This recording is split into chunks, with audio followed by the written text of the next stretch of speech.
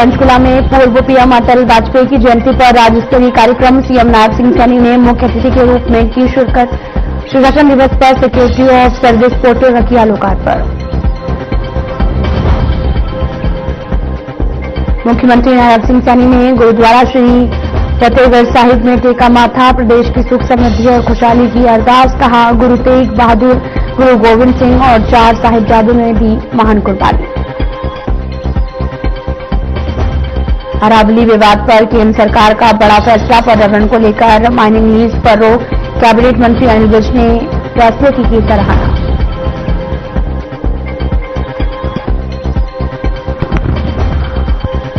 नारनौल में भीषण सड़क हादसा। तेज रफ्तार कैंटर ने कार को मारी टक्कर। हादसे में 3 की मौत। कैंटर चालक की मौके से हुए फरार।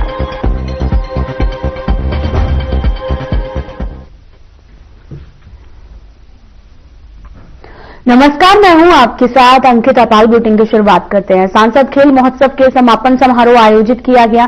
प्रधानमंत्री मोदी ने वर्चुअल माध्यम से सांसद खेल महोत्सव के समापन समारोह को संबोधित करते हुए कहा, आज खेल में अवसर सीमित नहीं है, वे असीमित हैं।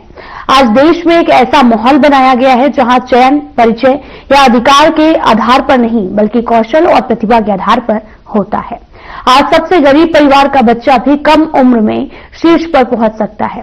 साथ ही आपको बता दें कि सांसद खेल महोत्सव समापन समारोह प्रधानमंत्री मोदी ने हरियाणा के बॉक्सर नीरज साहू से भी संवाद किया है और बॉक्सिंग में भविष्य की योजनाओं पर चर्चा की है।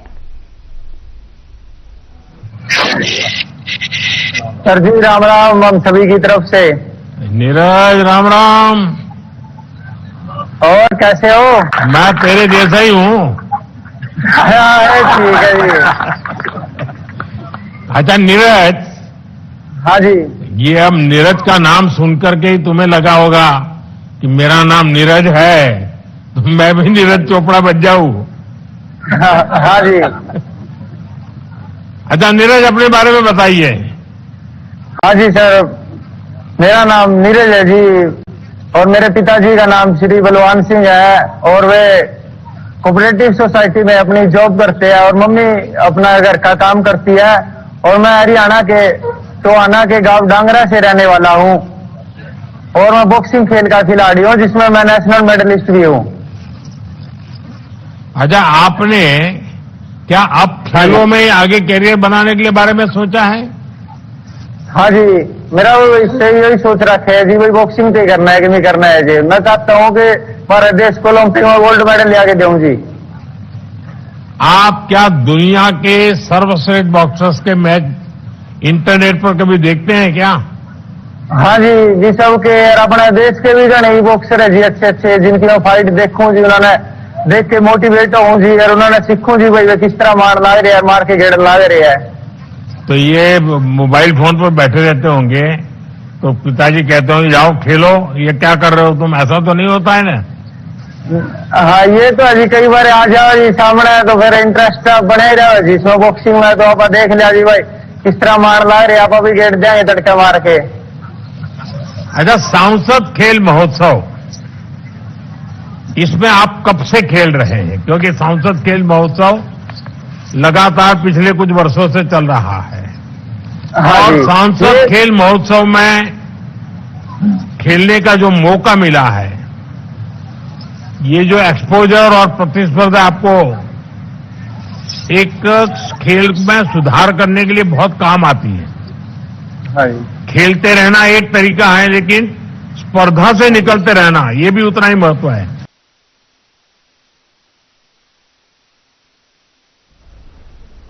पंचकुला में भारत रत्न पूर्व प्रधानमंत्री अटल बिहारी वाजपेयी जी को समर्पित सुशासन दिवस के अवसर पर राज्य स्तरीय कार्यक्रम का आयोजन किया गया। इस कार्यक्रम में सीएम नायब सिंह सैनी ने बतौर मुख्य अतिथि शिरकत की है।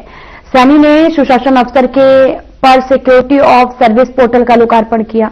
इसके साथ ही औद्योगिक क्षेत्र की घोषणा हेतु आवेदन प्रस्तुत करने के लिए बनाए गए पोर्टल का भी शुभारंभ किया है। मुख्यमंत्री ने प्रेस रिलीज मैनेजमेंट सिस्टम और ऑनलाइन प्रेस मान्यता पोर्टल और एआई सक्षम इंस्टेंट पंजीकरण सिस्टम का लोकार्पण किया। मुख्यमंत्री ने कॉफी टेबल बुक और 9 वर्ष कैलेंडर का विमोचन किया है। साथ ही सरकार के लिए उत्कृष्ट कार्य करने वाले कर्मचारियों और अधिकारियों को सुशासन दिवस अवार्ड देकर सम्मानित किया गया। साथ ही 250 से भी अधिक अटल पुस्तकालयों का उद्घाटन भी किया गया है। साथ ही मुख्यमंत्री ने अपने संबोधन में कहा कि अटल बिहारी वाजपेयी केवल एक प्रधानमंत्री नहीं थे, बल्कि वे विचार, संस्कार और राष्ट्र भाव का जीवन स्वरूप थे।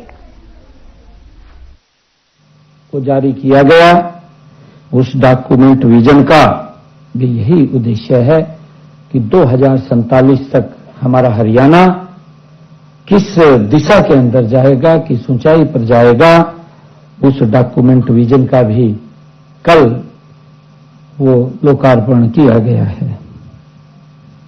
मित्रों, आज हम सब जिस महान व्यक्तित्व को स्मरण कर रहे हैं, वे केवल एक प्रधानमंत्री के रूप में नहीं थे। अटल बिहारी वाजपेयी जी एक विचार थे, एक संस्कार थे और राष्ट्र भाव का जीवंत स्वरूप थे। ऐसे महान व्यक्तित्व अटल बिहारी वाजपेयी जी थे, जिनका जीवन हमें प्रेरणा भी देता है, हमें सिखाता भी है कि राजनीति भी साधना हो सकती है। अटल जी का जो जीवन है कि राजनीति साधना भी हो सकती है और सत्ता भी सेवा का माध्यम बन सकती है। ये अटल बिहारी वाजपेयी जी के जीवन से हमें मिलता है सीखने को। साथियों, वो अटल विचार थे, क्योंकि वो कवि हृदय थे। अटल जी बोलते भी थे कि वो अटल थे विचारों में, वो अटल थे विचारों में, वो अटल थे संस्कारों में, वो अटल थे विचारों में, वो अटल थे संस्कारों में। सत्ता आई, सत्ता गई, सत्ता आई, सत्ता गई, पर अटल रहे सिद्धांतों में। अटल बिहारी वाजपेयी जी का जो जीवन है वो हमें सिखाता है, उनसे हमें प्रेरणा मिलती है। और साथियों, क्योंकि मैं ये कहना चाहूंगा कि विशेष खुशी की यह बात भी है कि आधिकारिक रूप से 2 दिन पहले ही हमारे बने नए जिले हांसी में भी आज सुशासन दिवस का भव्य कार्यक्रम हो रहा है। हमने 23वें जिले का गठन इसलिए किया ताकि लोगों को अपने प्रशासनिक कार्यों के लिए दूर न जाना पड़े और उस क्षेत्र का तेजी से विकास हो। साथियों, आज हम सब भारत रत्न सम्मानित महामना पंडित मोहनलाल मालवीय जी के जो राष्ट्र को समर्पित जीवन और उनकी अमूल्य सेवाओं को भी हम याद कर रहे हैं। साथियों, मैं इन दोनों महान विभूतियों को सत नमन करता हूं और उनके जीवन जन्मदिन पर मैं आप सबको भी हार्दिक बधाई और शुभकामनाएं देता हूं। साथियों, आज का यह शुभ दिन प्रशासनिक चरित्र व कार्य संस्कृति और हमारे नागरिकों के प्रति जवाबदेही के संकल्प का आज ये अवसर भी है।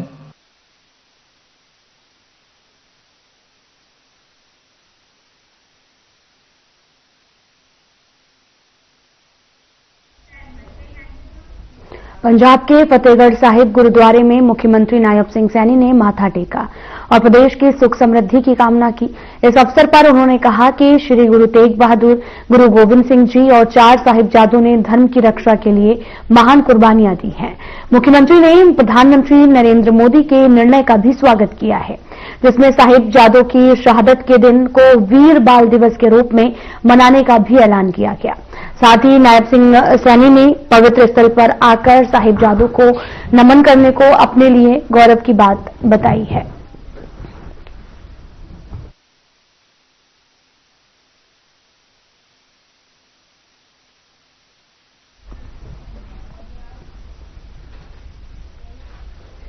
हरियाणा के रेवाड़ी में एक नर्सिंग कॉलेज की सेकेंड ईयर छात्रा ने कॉलेज के प्राचार्य पर छेड़छाड़ और अश्लील हरकतों के गंभीर आरोप लगाए हैं। पीड़ित छात्रा ने धारूहेड़ा थाने में शिकायत दी। छात्रा का आरोप है कि तबीयत खराब होने पर प्राचार्य ने उसे बुलाया और मौके का फायदा उठाया और जबरन छेड़छाड़ की है। विरोध करने पर गाली गलौज की गई है और करियर खराब करने की धमकी दी गई। छात्रा ने पुलिस को एक ऑडियो क्लिप भी सौंपी जिसमें प्राचार्य माफी मांगता सुनाई दे रहा है।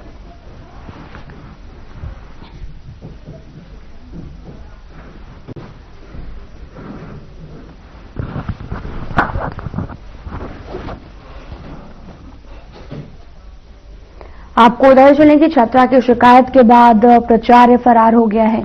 पूरा मामला रेवाड़ी से है, जहां पर प्राचार्य पर छेड़छाड़ के आरोप लगे हैं। छात्रा की शिकायत के बाद में प्राचार्य मौके से फरार हो गया और नर्सिंग कॉलेज में हड़कंप मच गया। दरअसल नर्सिंग कॉलेज में छात्रा ने आरोप लगाए हैं गंभीर।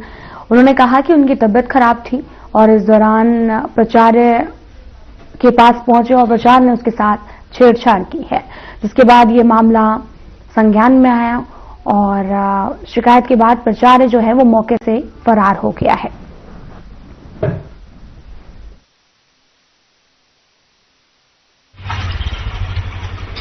हमारे कॉलेज में ना कोई गार्ड है, ना कोई सिक्योरिटी है, ना कोई वार्डन है। हमें वार्डन चाहिए और गार्ड वगैरह सब चीज की सुविधा चाहिए हमें। अब ये जो घटना घटित हुई है इसके बारे में क्या कहना चाहेंगे? ये जो बोल रही है सही बोल रही है, हमें इंसाफ चाहिए। हाँ पता है, एक लड़की के साथ बदतमीजी की थी हमारे प्रिंसिपल ने और उसने हमें बताया था तो हमने एक्शन लिया यहाँ पे स्टेशन पे आके। क्या कैसे हुआ? वो रात को किसी लड़की की तबीयत खराब हो गई थी तो ये मेडिसिन वगैरह के लिए भी उस सर ने नीचे बुलाया था उन्हें, तब उन्होंने बदतमीजी की है इनके साथ।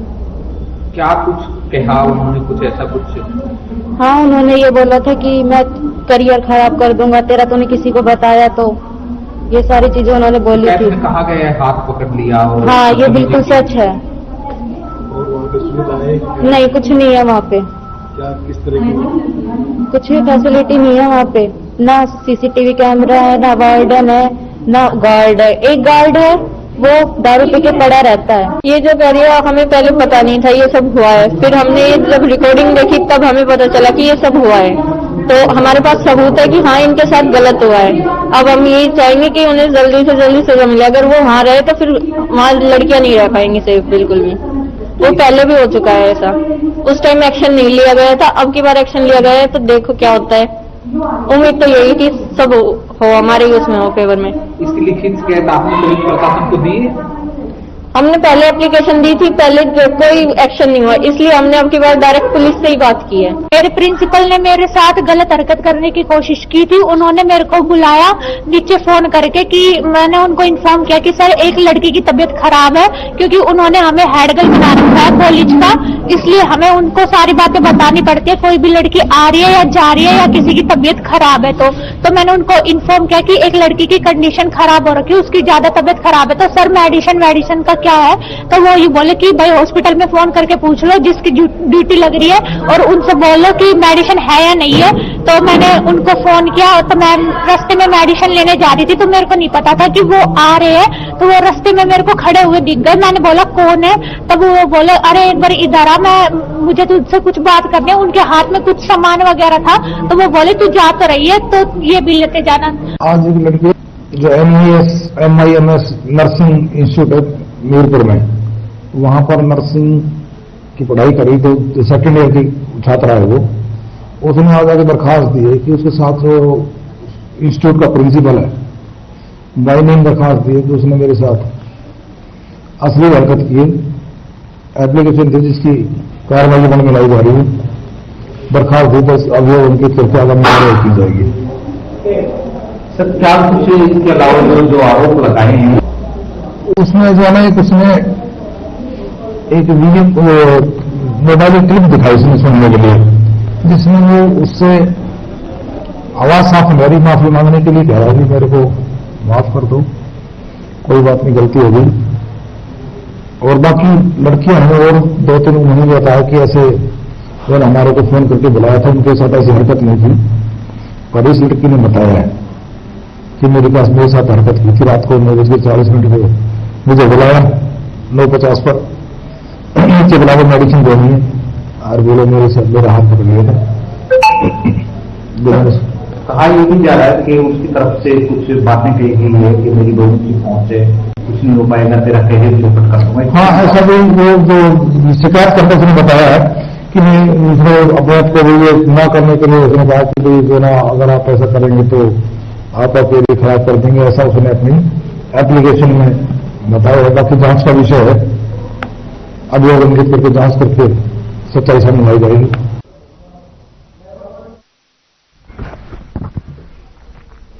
पिहुआ में Ganghedi Narnaul national highway 152D पर बुधवार शाम करीब 7 बजे ट्रैक्टर ट्रॉली को पीछे से आ रहे ट्रक ने जोरदार टक्कर मार दी है। इस हादसे में ट्रक का टायर एक श्रद्धालु गुरप्रीत सिंह के ऊपर से निकल गया और उनकी मौके पर मौत हो गई, जबकि 4 अन्य लोग गंभीर रूप से घायल बताए जा रहे हैं। टक्कर इतनी जबरदस्त थी कि ट्रॉली में बैठे लोग सड़क पर गिर पड़े और चीख पुकार मच गई, जिस पर राहगीरों की मदद से घायलों को पिहोवा के सरकारी अस्पताल में भर्ती कराया गया, जहां डॉक्टरों ने गुरप्रीत सिंह को मृत घोषित कर दिया है।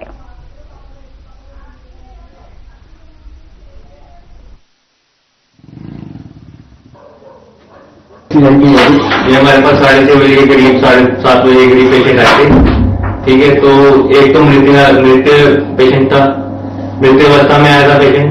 बाकी जो 3 पेशेंट थे वो उनको अपने बेसिक ट्रीटमेंट करके उनको रेफर कर दिया था हमने एनएचपी क्षेत्र में। सर कोई जानकारी है क्या, कुछ नाम थे उन जिनकी जो मृत अवस्था में था उसका नाम गुरप्रीत था। उम्र कितनी सर? 35-36 साल के आसपास लग रहा था।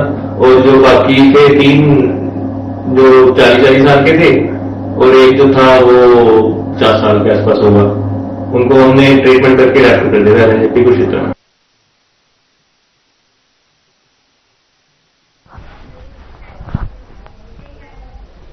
सर्दियों के मौसम में ठंड बढ़ने के साथ ही तोशाम क्षेत्र में रजाई और गद्दों की मांग में तेजी आई है, जिसके चलते दुकानदारों ने भी सर्दी के मौसम में अचानक से आई गर्म वस्त्रों की मांग को पूरा करने के लिए कमर कस ली है। और आपको बताते चले कि पूरे तोशाम क्षेत्र में रजाई और गद्दों की मांग में तीव्र गति से वृद्धि हुई है, जहां कुछ लोग पहले रखी रजाई और गद्दों को दोबारा से बिनाई के लिए दुकानों पर लेकर आ रहे हैं, तो वहीं कुछ लोग पूरी तरीके से नई रजाई और गद्दे खरीद रहे हैं, जिस पर लोगों का कहना है कि सर्दी से बचाव के लिए रजाई बहुत ही ज्यादा आवश्यक है।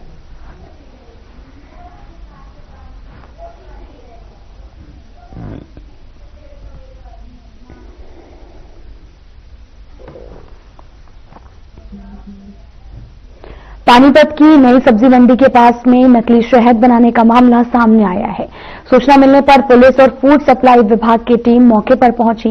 जांच में पता चला कि झुग्गी झोपड़ी में फेविकोल, फिटकरी और चीनी मिलाकर नकली शहद तैयार किया जा रहा है और पुलिस ने नकली शहद और सामान जब्त कर लिया है, जबकि फूड सप्लाई विभाग ने सैंपल लेकर जांच शुरू कर दी है। साथ ही आरोपियों के खिलाफ कानूनी कार्रवाई की जा रही है।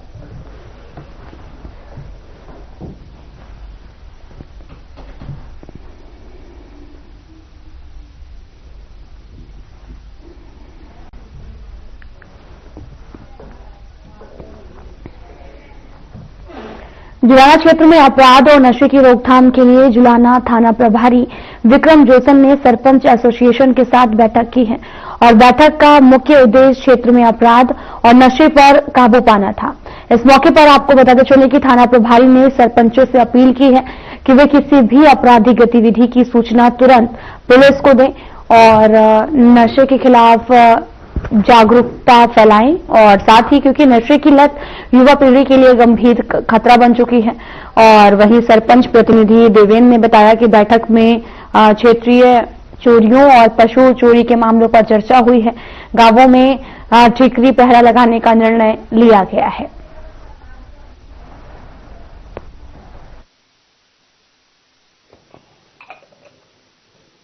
आज ऐसा तो साहब कल कॉल गई थी तो सभी सरपंच एसोसिएशन के पास मैसेज भेज दिया गया था, मीटिंग लेंगे। तो हम सभी सरपंच आके आज एसएचओ साहब से मिले तो बहुत अच्छा लगा। एसएचओ साहब ने एक संदेश दिया है, गांव में तो चोरियां हो रही है, तो उसके लिए थोड़ा जागरूक करने के लिए मैं बुलाया गया था।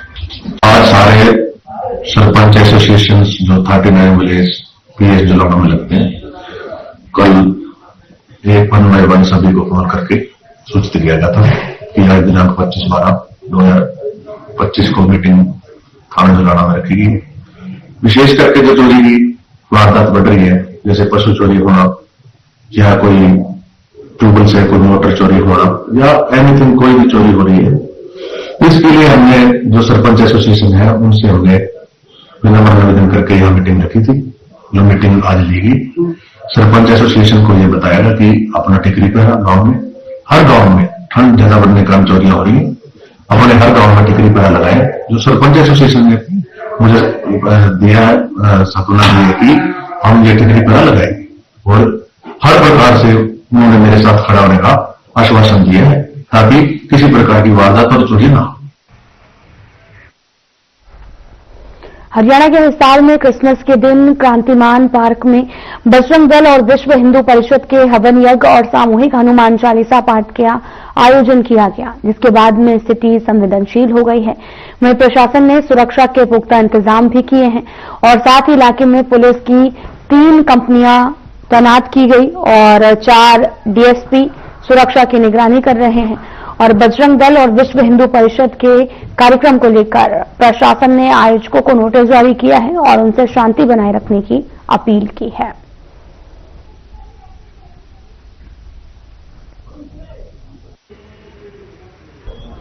और आपने चर्च के अंदर देखो, वो बहुत अच्छी तरह वर्षों से हम लगे हुए, घुटने चला जब बचपन से, जब से अपने चर्च को सजाने में लगे हुए। हर इंसान अपनी अपनी समय पर सेवाएं देते हैं। ये दीवारें देख रहे बच्चों ने बनाई, ये सुंदर चीज है। कैसे कूलर हैं, किस दानदाता से नाम खिलाते हैं, सब अपनी सेवाएं देते हैं। हम भी अपनी सेवा तन मन धन से रात दिन लग के। तो ये तो हुआ क्रिसमस। आज सुबह से प्रार्थनाएं, जैसे हमेशा 160 साल से चर्च में प्रार्थनाएं हो रही हैं और कंटिन्यू हो रही, सभी धर्म के लोग बड़े इज्जत से आते हैं। कई आपने क्रांतिमान पार्क की वही कह रहे ना, तो ये हम हर साल 100 साल से हम क्रिसमस मना रहे हैं। हम 100 साल से क्रांतिमान पार्क नाम नहीं है इसका, ये 8वां है, तो वहां बना रहे हैं। तो आज ये पिछली बार भी थोड़ा सा हुआ था, एसपी साहब ने देख के इनको भेज दिया था। इस बार थोड़ा सा उन्होंने कहा कि भाई ऐसा करेंगे और भी दिन है। हमारा महोत्सव होता था, सब धर्म की तरह हम वहां आयोजन करते थे, विद परमिशन करते थे। सरकार से पता नहीं परमिशन उन्होंने ली या नहीं ली, वो उनका मैटर है। पर हमारे को बात हुई थी कि आपको 10 मिनट में परमिशन कैंसिल भी होती है, 10 मिनट में मिल भी जाती है, क्योंकि हमारे लोकल एडमिनिस्ट्रेशन का बात है और हम बड़े प्यार से बनाते हैं। पर उन्होंने इस बार अपना जो भी कर रहे हैं कोई बात नहीं। हमें प्रशासन ने, लोगों ने कहा कोई बात नहीं, माइनॉरिटी के लोग हैं, हम तो शांति के लोग हैं, हम तो शांति का त्योहार पे तो और ज्यादा प्यार और शांति का। पुलिस प्रशासन का बहुत इंतजाम है। मैं एसपी साहब, डीसी साहब और कमिश्नर नगर निगम का बड़ा धन्यवाद कर रहा हूँ। उन्होंने ये कहा है कि तसल्ली